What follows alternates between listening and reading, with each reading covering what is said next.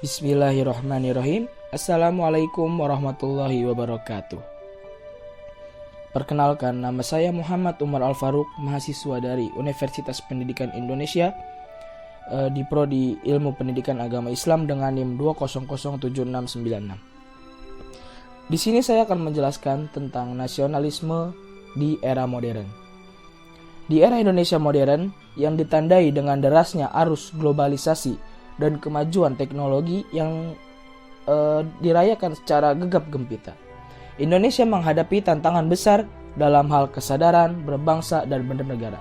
Derasnya gempuran kebudayaan asing yang terfasilitasi dengan media dan teknologi internet dapat secara bebas leluasa hadir di tengah-tengah masyarakat kita dan berpotensi mendominasi serta mempengaruhi kebudayaan lokal. Singkatnya, sekelumit permasalahan banyak ada di bangsa kita. Di atas sedikit banyak menjelaskan bahwa Indonesia sedang menghadapi tantangan serius terkait dengan nasionalisme pada zaman modern. Dan menurunnya nilai-nilai nasionalisme di kalangan masyarakat sebetulnya bukan perkara baru, melainkan permasalahan klasik yang terus dialami bangsa ini sejak Indonesia merdeka dari penjajahan kolonial hingga saat ini. Sudah banyak survei dilakukan oleh orang-orang di luar sana yang hasilnya patut direnungkan oleh kita, karena survei itu menunjukkan sejumlah warga yang pro Pancasila semakin berkurang. Dalam upaya menjadikan Indonesia yang sebagai bangsa yang merdeka dan berdaulat, Presiden Soekarno mengadopsi gagasan dari Ernest Renan tentang nasionalisme yang merujuk pada kesepakatan politik untuk mencapai cita-cita masa depan bersama sebagai bangsa yang senasib, sepenanggungan, dan kesediaan berkorban untuk menjaga semangat kebangsaan. Nasionalisme dalam pandangan bukanlah nasionalisme sempit, melainkan lebih mencerminkan humanisme dan internasionalisme yang terlahir dari tiga kondisi, yaitu adanya eksploitasi ekonomi, kecewaan politik akibat dominasi kekuasaan asing, dan hilangnya hak mengembangkan kebudayaan lokal di bawah sistem pendidikan kolonial. Di era kolonial, nasionalisme dibangun atas kesadaran bersama yang dipupuk atas perbedaan suku, agama, ras, dan antar golongan untuk terbebas dari kekuasaan atau doktrin-doktrin dari kolonial.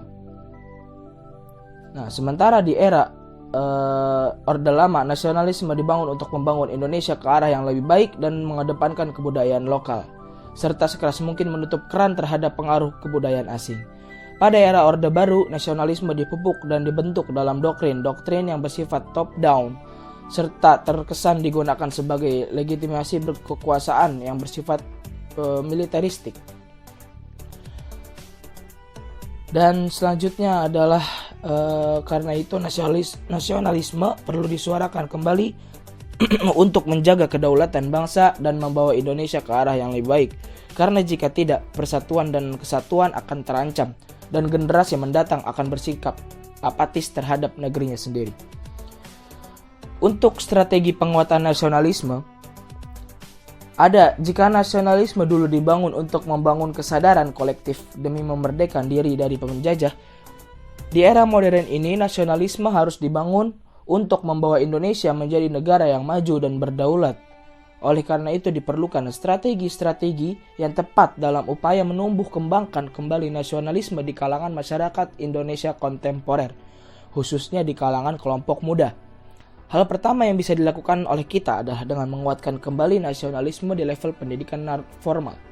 Muatan Pancasila wajib diberikan serta diamalkan di semua level pendidikan formal dengan penerapan yang tepat. Yang kedua, masih dalam level pendidikan formal, narasi-narasi sejarah atau sejarah-sejarah tentang kepahlawanan wajib dimunculkan kembali, diketahui dan dipahami oleh generasi muda.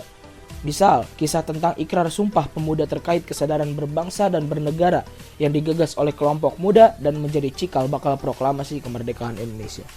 Selain itu, model pendidikan karakter yang dilakukan oleh Kiai Haji Dewantara yang menitik beratkan pada pendidikan karakter pada bidang kesenian dan kebudayaan dalam upaya memperhalus budi pekerti dan kemanusiaan masih relevan untuk diterapkan. Yang ketiga, penguatan nasionalisme dapat dilakukan dengan menggunakan pendekatan budaya populer seperti kegiatan olahraga, musik, film, kompetisi pendidikan, dan masih banyak lagi. Dengan meningkatnya prestasi atlet-atlet Indonesia, terbukti berhasil dalam menumbuh semangatkan nasionalisme dan kebanggaan menjadi bagian dari bangsa Indonesia di kalangan masyarakat. Sebagai bangsa yang terdiri dari beragam unsur kebudayaan, Indonesia memiliki keunggulan di bidang kreativitas seni dan budaya sehingga nasionalisme dapat diinternalisasi dan diolah secara kekinian dengan menonjolkan kebinekaan budaya dalam bentuk kegiatan-kegiatan kreatif di kancah internasional untuk rasa kebanggaan terhadap Indonesia. Mungkin itu saja yang bisa saya sampaikan. Saya Muhammad Umar Al-Faruq pamit mundur diri.